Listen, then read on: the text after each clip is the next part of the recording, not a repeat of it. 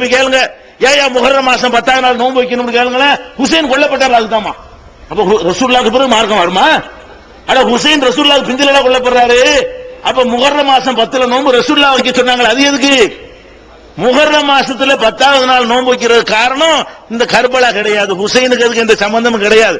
ரசூலுல்லாஹ் காலத்தோட மார்க்கம் பூர்த்தி ஆகிவிட்டது. மூசா நபி அவர்கள் ஃபிரௌனை எதிர்த்து பிரச்சாரம் செய்த நேரத்தில் ஃபிரௌன் அவர்களை விரட்டி அழிப்பதற்கு வருகிறான். அவங்க தப்பிச்சு ஓடுகிறார்கள். எதிரில் கடல் வருகிறது. அல்லாஹ்வுடைய ஆற்றலால் கடல் இரண்டாக பிளந்து மூசா நபிக்கு வழிவிடுகிறது. அதன் வழியாக தப்பித்தவங்க போய் விடுகிறார்கள். ஃபிரௌனும் அவனுடைய கூட்டத்தார்களும் அந்த கடல்ல மூழ்கடிக்கப்பட்டு செத்து போய் விடுகிறார்கள். அந்த கெட்டவன் அழிக்கப்பட்டதனாலையும் மூசா நபி காப்பாற்றப்பட்டதனாலையும் அதுக்கு நன்றி கடனாக நோன்பு. இந்த முஹர்ரம் மாசம் 10வது நாள் நோன்பு வைக்கிறோமே, அந்த நோன்பு ஹுசைனுக்கு அல்ல, ஹுசைனுக்கு முந்திய வச்சாச்சு. ஹுசைன் பிறக்கிறதுக்கு முந்தைய அந்த நோன்பு ரசூலுல்லாஹ் வச்சுட்டாங்க. ஹுசைன் மௌத்தாவதுக்கு முந்தைய அந்த நோன்பு ரசூலுல்லாஹ் வச்சுட்டாங்க. எதுக்கு வச்சாங்க? அப்ப முஹர்ரம் மாசம் நோன்பு வைக்கிறது மூசா நபியை இறைவன் காப்பாற்றினான் என்பதற்காக வைத்தால் நீ சுன்னத்து ஜமாத்து. ஹுசைன் கர்பலாவுல கொல்லப்பட்டார், அதுக்காகத்தான் வச்சேன்னு சொன்னா நீ ஷியா ஜமாத்து. வழங்குதா உங்களுக்கு? ஒரே ஹசன் ஹுசைன் இதை சுத்திட்டே வருவாங்க. அப்ப இந்த மாதிரியான ஒரு அடிப்படையில் நீங்கள் பார்த்தால் இந்த சமாதி வழிபாடுகளும் இந்த கத்தம் பாத்தியா எல்லாம் யாரு செஞ்சது? சுன்ன ஜமாத்துல உண்டா? எடுத்துக்காட்டு, ஒண்ணு எடு. நீ ஓதுறி மௌலிது ஓதுறீல பாக், இந்த மௌலிது ஓதுற எந்த சுன்னத்துல இருக்குது? எடுத்து குர்ஆன்ல இருந்து காட்டு. நபிகள் நாயகம் ஸல்லல்லாஹு அலைஹி வஸல்லம் உடைய வரலாறுல இருந்து எடுத்து காட்டு. என்ன காட்டுன? இந்த மாதிரி ரசூலுல்லாஹ் புகழ்ந்து பாட்டு படிச்சு வீட்டுக்கு கூட எடுத்து வைத்து அது போய் ஓதி 10 சம்பளம் கொளுத்தி வச்சு உணவு பதார்த்தங்களாம் படைச்சு அர்த்தம் தெரியுதோ தெரியலையோ இந்த மாதிரி பாடக்கூடிய ஒரு நிலைமையை நபிகள் நாயகம் ஸல்லல்லாஹு அலைஹி வஸல்லம் அவர்கள் ஏற்படுத்தினார்கள் சுன்னத்தில் இருக்குதா? இல்ல. இந்த ஷியாக்கள்ட்ட இருக்குது. ஷியா கொள்கை என்ன இருக்குது? ஒரு மனுஷன் ஆகா ஓக இந்திரன் சந்திரன் ஆகா ஓகன்னு புகழ்வதெல்லாம் யார்கிட்ட உள்ளது? ஷியாக்கள்ட்ட உள்ளது.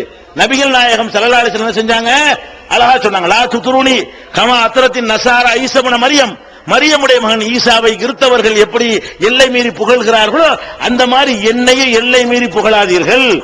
ஈசாவை இயேசுநாதரை அவங்க எல்லை மீறி கடவுளுடைய மகன் என்கிற அளவுக்கு அந்த சமுதாயம் புகழ்ந்தது போல என்னை நீங்கள் எல்லை மீறி புகழக்கூடாது. என்னை புகழ்வதாக இருந்தால் அல்லாஹ்வுடைய அடியான் என்று என்னை சொல்லுங்கள், அல்லாஹ்வுடைய தூதர் என்று சொல்லுங்கள், அதுக்கு மேல வேற ஒண்ணும் சொல்லாதீர்கள். யார் சொல்றா? நபிகள் நாயகம் ஸல்லல்லாஹு அலைஹி வஸல்லம் சொல்றாங்க, என்னை நீங்கள் புகழ்வதாக இருந்தால் அல்லாஹ்வுடைய தூதர்னு புகழு, அல்லாஹ்னு என்னை சொல்லிராத, அல்லாஹ்வுடைய மகன் சொல்லிவிடாத என்று சொல்லி ரசூல் ஸல்லல்லாஹு அலைஹி வஸல்லம் அவர்கள் அந்த புகழ்வதற்கு ஒரு எல்லை வகுத்தார்களா இல்லையா? ரசூலுல்லாஹ் புகழ வேண்டாம்னு நாங்க சொல்றோம். இப்ப நாங்க பேசிட்டு இருக்கிற எல்லாமே ரசூலுல்லாஹ் புகழ்றதானே. தர்காவை இடிந்தா கூட ரசூலுல்லாஹ் தானே புகழ்றோம். ஏன் அவர் தானே இடிக்க சொன்னாரு? அப்ப ரசூல் தர்காவை இடினா ரசூலுல்லாஹ் இடிக்க சொன்னாங்க, தர்கா கட்டாதன்னு ரசூலுல்லாஹ் தான் வேணான்னு சொன்னாங்க. அப்ப எதுக்கு எடுத்தாலும் ரசூலுல்லாஹ் இதான்ப்பா புகழு. புகழ்ல என்ன நோட்டீஸ் அடிச்சு விட்டா புகழா? அர்த்தம் தெரியுதோ தெரியலையோ உட்கார்ந்து பாடிட்டு இருந்தா புகழா? இவன் நினைக்கிறான் மௌலிது ஓதுறதுதான் ரசூலுல்லாஹ் புகழக்கூடிய முறை. இந்த மௌலித நீ சுன்னத் ஜமாத்துல எடுத்துக்காட்டு. ஷாஃபி இமாம் சொன்னாங்களா? நீ 4 மதுஹப் போட்டு எழுதி போட்டுருக்கீங்களா? நான் உங்ககிட்ட கேட்கிறேன், அபூ ஹனீஃபா இமாம் ஹனஃபி இமாம் மௌலிது ஓத சொன்னாரா? எடுத்துக்காட்டு பார்ப்போம். குர்ஆன்ல நீ காட்ட வேணாம், அதை வேணாம் விட்டுரு. ஹதீஸ்ல நீ காட்ட வேணாம், அது உனக்கு வேணாம். நீ என்ன சொந்தம் கொண்டாடுற? 4 மதுஹப் சொந்தம் கொண்டாடுற. நான் கேட்கிறேன், 4 மதுஹப்ல எந்த மதுஹபுடைய இமாம் உன்னை மௌலிது ஓத சொன்னார்? ஷாஃபி இமாம் சொன்னாரா? இந்த ஊர்ல ஷாஃபி தானே எல்லாரும். ஹனஃபி அபூ ஹனீஃபா இமாம் சொன்னாரா மௌலிது ஓத சொல்லி? ஷாஃபி இமாம் சொன்னாரா? மாலிகி சொன்னாரா? ஹம்பலி சொன்னாரா? ஷியா சொன்னான். மௌலிது ஓத சொன்னவன் யாரு? ஷியா தான் மௌலிது ஓத சொன்னானே தவிர இந்த சுன்னத்து ஜமாஅத்துடைய அறிஞர்கள் 4 இமாம்கள் சொல்றீங்களே, அவர்களும் அவர்கள் காலத்தில் வாழ்ந்த நல்ல அறிஞர்கள் யாரும் மௌலிது ஓத சொல்லவில்லை. ஷியாக்கள் ஓதுவதை பார்த்துவிட்டு காப்பி அடித்து அதனாலதான் இது வந்திருக்குது. இந்த மௌலிது என்பது உங்கள்கிட்ட வந்திருக்கிறது. அப்ப இந்த மாதிரி பாடல்கள் மூலமாக அது வணக்கமாக கருதுவது என்பது, ஆடல் பாடுவது, பாடிக்கொண்டே படிக்கிறது, இது எல்லாமே யார்கிட்ட காப்பி அடிச்சது? ஷியாக்கள்ட்ட இருந்து காப்பி அடிக்கப்பட்டது. அதே மாதிரி எல்லை மீறி புகழ்வது யாரை சேர்ந்தது? ஷியாக்களை சேர்ந்தது. இந்த மௌலிது ஓதுறீங்க இல்ல, சுப்ஹான மௌலிதுன்னு ஓதுறீங்க. உதாரணத்துக்கு எடுத்துக்கிறோம். இந்த சுப்ஹான மௌலிது எப்ப எழுதுனது? 1000 வருஷம் இருக்குமா? கிடையாது. 500 வருஷம் இருக்குமா? கிடையாது. ஒரு 200 வருஷம் தான் ஆகுதுங்க. இந்த சுப்ஹான மௌலிதுங்கிறத எழுதி எவ்வளவு நாள் ஆகுது? 200 வருஷம். யானபி ஸலாம் அலைஹின்னு படிக்கிறீங்கள, இந்த யானபி ஸலாம் அலைஹி எழுதி எவ்வளவு நாள் தான் ஆகுது?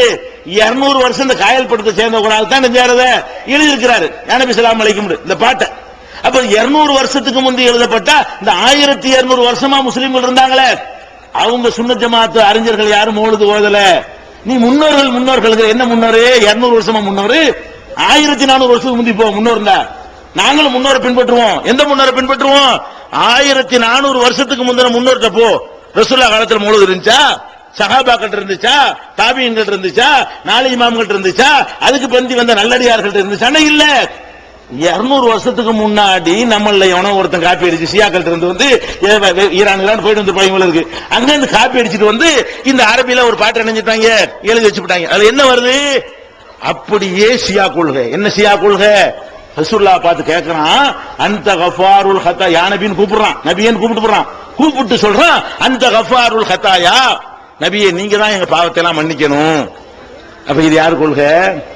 பாவத்தை ரசூலுல்லாஹ் மன்னிப்பாங்கிறது ஷியா கொள்கையா சுன்னத் ஜமாத் கொள்கையா? சுன்னத் ஜமாத் கொள்கை என்ன? அபு ஹனீஃபா இமாமுடைய கொள்கை என்ன? ஷாஃபி இமாமுடைய கொள்கை என்ன? நான் குர்ஆன் ஹதீஸ்க்கு இப்ப வரல.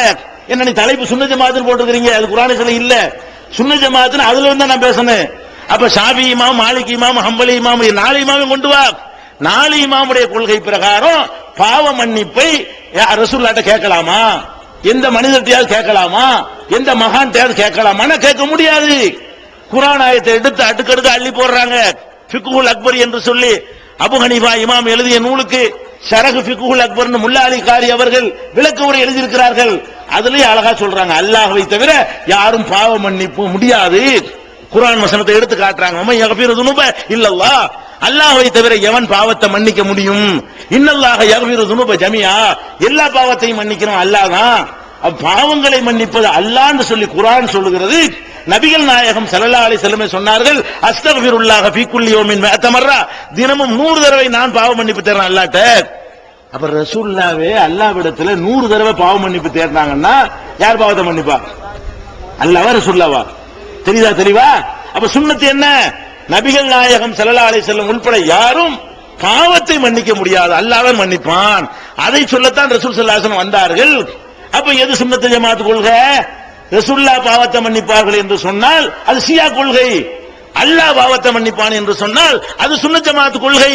கஃபிரு அன்னி துனூபி வஃபுலி அன் ஸய்யாத்தின் படிக்கிறீங்களே, என்னுடைய பாவங்களை எல்லாம் நன்மைகளாக மாற்றி விடுங்கள், என்னுடைய தீமைகளை எல்லாம் அலட்சியப்படுத்தி விடுங்கள் என்று யா நபி என்று கூப்பிட்டு நபிகள் நாயகம் ஸல்லல்லாஹு அலைஹி வஸல்லம் கேட்கிறீங்களே, இது யார் கொள்கை?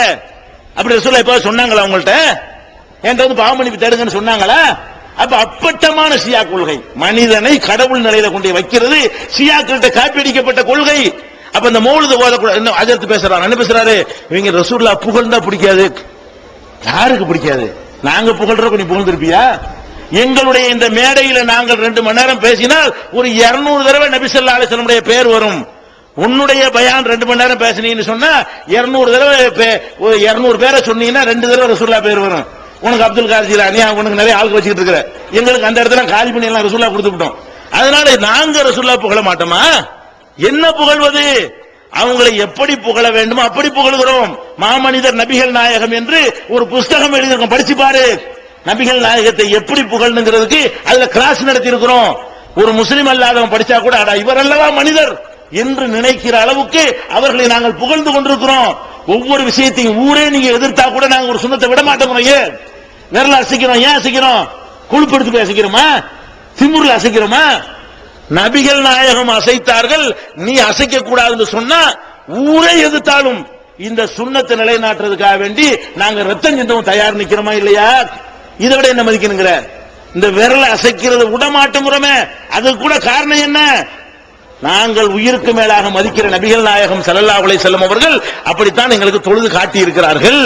சல்லு கமா ரஅய்துமூனி உஸல்லி, என்னை எவ்வாறு தொழ கண்டீர்களோ அப்படித்தான் நீங்களும் தொழ வேண்டும் என்று சொல்லி இருக்கிறார்கள். அதனால் நாங்க செய்யறோமே, அதை விட ஒரு புகழ் ஏதாவது இருக்குதா? ரசூலுல்லாஹ் சொன்னா நாங்க செய்வோம். ஏன் வரதட்சணை வாங்க மாட்டேங்கிறான் இங்க உள்ள இளைஞன்? அவனுக்கு பணத்தாசை இல்லையா? ரசூலுல்லாஹ் வேணான்ட்டாங்க, அதனால வாங்க மாட்டேங்கிறோம், அதனால வட்டி வாங்க மாட்டேங்கிறோம், அதனால அநியாயம் பண்ண மாட்டேங்கிறோம், அதனால சினிமா போக மாட்டேங்கிறோம், அதனால ரசிகர் மன்றம் வைக்காம இருக்கிறோம், அதனால தியாகம் பண்ணிக்கிட்டு இருக்கிறோம். அதனாலதான மார்க்கத்தை கேட்கறதுக்கு அலைகடல் மாதிரி திரண்டு உட்கார்ந்துட்டு இருக்கிறோம். நீங்கள் தானே மார்க்க விளக்க கூட்டம் முடியும் கேட்க வருவானா? ஈகத்துவம் ஓரிரை கொள்கையை விளக்கும் ஒப்பற்ற மாத இதழ் PJ, MA சுலைமான், ஷம்சுல் லுஹா, சைஃபுல்லா ஹாஜா, இன்னும் பல சிறந்த அறிஞர்கள்